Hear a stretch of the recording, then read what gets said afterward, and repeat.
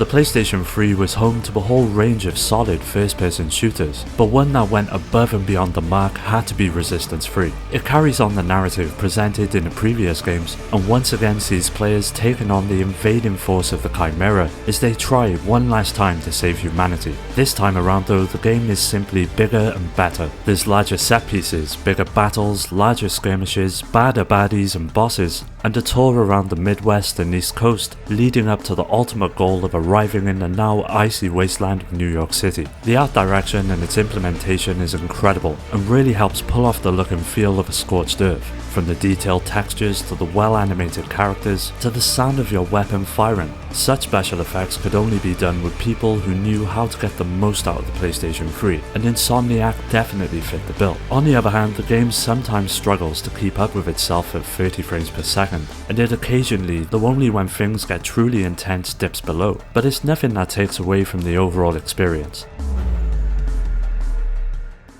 Remember Me is severely underrated in my opinion. Sure, it was never going to set the world on fire, but its general premise and more importantly its presentation was some of the best to come out of the 7th generation. Brought to us by Dontnod, who are now most famously known for Life is Strange, Remember Me was quite a unique experience that brought together many different aspects to create something as of then unseen. Taking place in a futuristic Paris, players would assume the role of Nealon as they unravel a mystery that reached as high as the governing bodies of the city. It all revolved around the concept of altering memories and was a fascinating and unusual approach to a dystopian future setting in games, the most striking aspect being the setting itself. The seamless blend of nature and technology lent the adventure a distinct flavour. From the towering skyline to the seedy underbelly of the city, it managed to feel like a believable space and a genuine representation of how society could end up. Now all of the game takes place in either indoor or outdoor locations of Neo Paris. It does a good job of mixing cramped and open looking environments, though I say looking, just because that's exactly what it is. While you often see a bit into the distance, the actual places you can go to are rather limited and end up feeling rather corridor-like. I'd say this is where the game fails. And I'm not gonna lie, Remember Me does get quite boring after some time due to its rather mundane gameplay, but when it comes to visuals, there's no denying that it succeeds. After the huge success of the first game, it was a bit of a no-brainer that we would eventually get a sequel. Infamous 2 managed to improve and iterate on every aspect the original introduced, which resulted in one of the best superhero games on the PlayStation 3. Visually, the game is simply stunning, the environments look great, and a lot of attention is being paid to the small details that really make a game environment believable. The city of New Moraes is much more colourful and lively than the Empire City of the first Infamous. Neon signs glow beautifully in the French Quarter, Flood Town looks absolutely ravaged after a major hurricane decimated the area, and the gasworks location combines ugly industrial buildings and some interestingly out-of-place snowy regions. It all looks fantastic, and when you add Cole's flashy and sometimes downright impressive powers into the mix, the screen really blows up with colour. Now Cole's animations are also nicely done. He leaps and spins and slides his way across New Moraes, looking as authentic as an electric superhero can. And the gracefulness that Sucker Punch was obviously trying for comes across really well.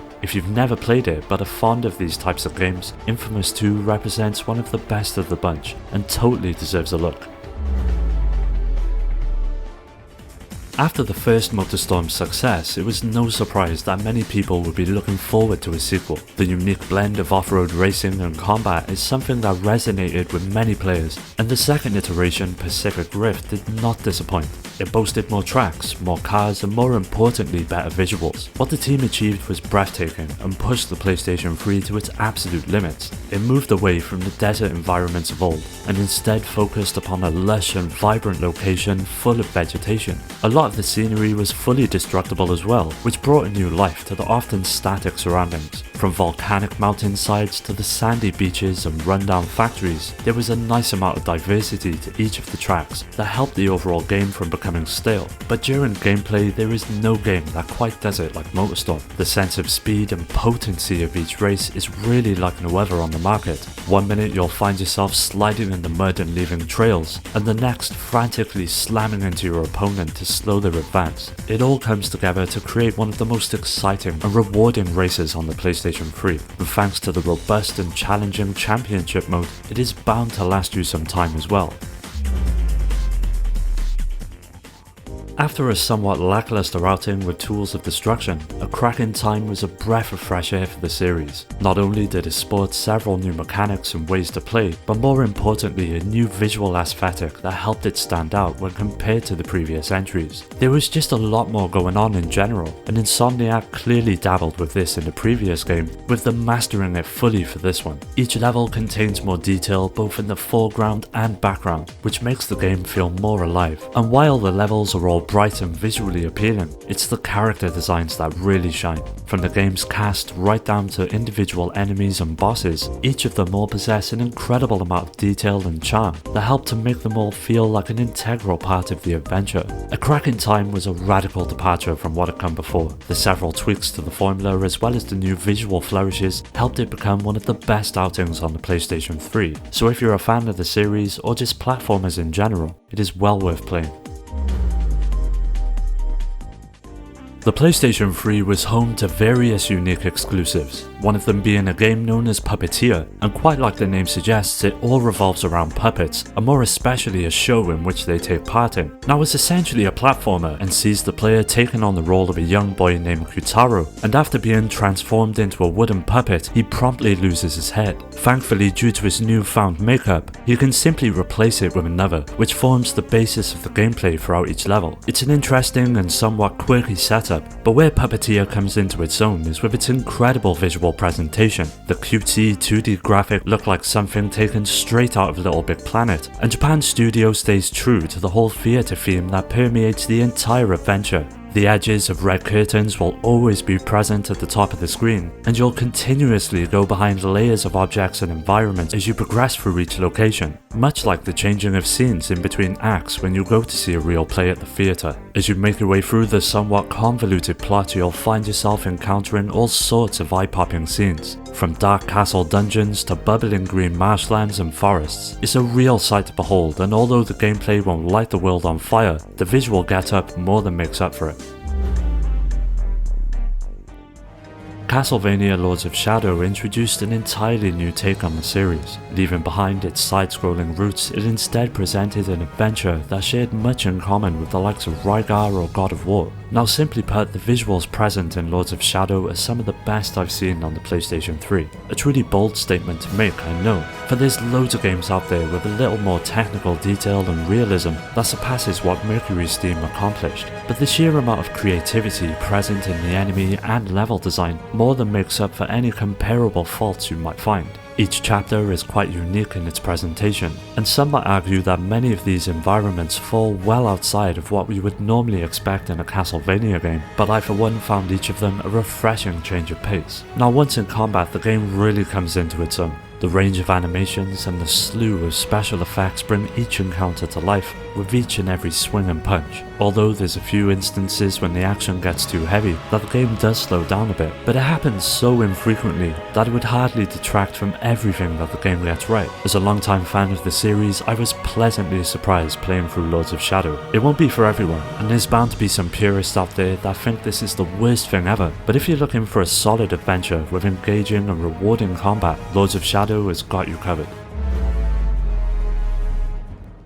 The Wipeout series has always been at the forefront when it comes to graphical fidelity, right back to its first appearance on the PS1 to the eventual HD version that brought the entire series bursting into the modern era. The first thing to mention is that it was one of the rare PS3 games that ran at 60 frames per second and in a 1080p resolution. That alone is enough to celebrate the clear talent of the team behind it. The best thing about it, the frame rate manages to keep up with the sometimes insane speeds and pretty much never dips. Thanks to this, the intensity of each run is at the forefront of the experience and really helps Wipeout HD to become the best in the series. Much like the other entries, a wide selection of machines and tracks make the cut. The futuristic tone of the overall game oozes into every aspect of the experience, from the gorgeous, sun-drenched cities that the races take place in, to each and every ship that possesses its own look and attributes. Topping all of this off are the range of special effects that accompany the generous amount of weapons and power-ups that the player can utilize. From rockets to lasers and energy shields, each of them look fantastic once executed.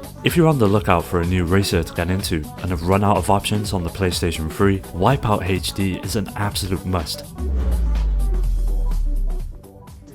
The Metal Gear Solid series has always pushed the envelope when it comes to visual presentation. Even though many players probably experienced the phantom pain on the PlayStation 4, the PS3 version holds up surprisingly well and presents the same experience, albeit not in the same fidelity or frame rate as its at the time next-gen counterparts. One aspect that will instantly stand out are the intricately detailed character models. Whether it be during gameplay or during cutscenes, an incredible amount of attention has been put into each and helps to sell the believability of them. This is no more apparent than during the signature Kojima cinematics that litter the adventure. They are all expertly directed and lend the game a movie-like quality that its competitors can only dream of. Each location is vibrant and diverse, from the scorching deserts of Afghanistan to the dense jungles of Africa, and although the world can appear quite sparse at times, it still manages to feel like a real space, and looks phenomenal during play, and thankfully the PlayStation 3 manages to hold its own and present the adventure in 30 frames per second. Although it does have a tendency to dip when the action heats up, it's nothing that sours the overall deal. If you're a player who only has access to a PlayStation 3, the phantom pain is still a worthwhile adventure on the console. When it comes to tactical RPGs, Valkyria Chronicles has always been a series that stands out to me. The first aspect that many will notice are the gorgeous watercoloured comic-inspired visuals that help give the series an identity that it can call its own. The result is stunning in its own right and refreshing in respect to the rest of the games on the market. It strays away from the hyper-realism that dominates so much of gaming and fully succeeds. Each character model, battlefield and unit are all lovingly created in this style that helps the events of each encounter come to life in a truly mesmerizing way. Each animation plays out in a smooth fashion as well, with each and every shot, movement and strategy packing a real punch. This is no more apparent than during the cutscenes that depict the narrative, which take on an almost comic book aesthetic in their execution. It really delivers the look and feel of a fantasy story, and one that also parallels a world not so different than our own. Well, that does it for today's video. Don't forget to hit subscribe and follow me on all of the socials to stay up to date on future videos and to take part in free giveaways. You can also join our growing community on Discord and meet many like-minded gamers to continue the conversation with. I'd also like to give a special shout out to our Patreon supporters Rhino, Skill Jim, Nano, Steve and Paddy J for their continued support that helps make these videos possible. If you're interested in joining our Discord or supporting the channel through Patreon, you'll find the links in the description. As always, thanks for taking the time to watch the video. I'll catch you next time.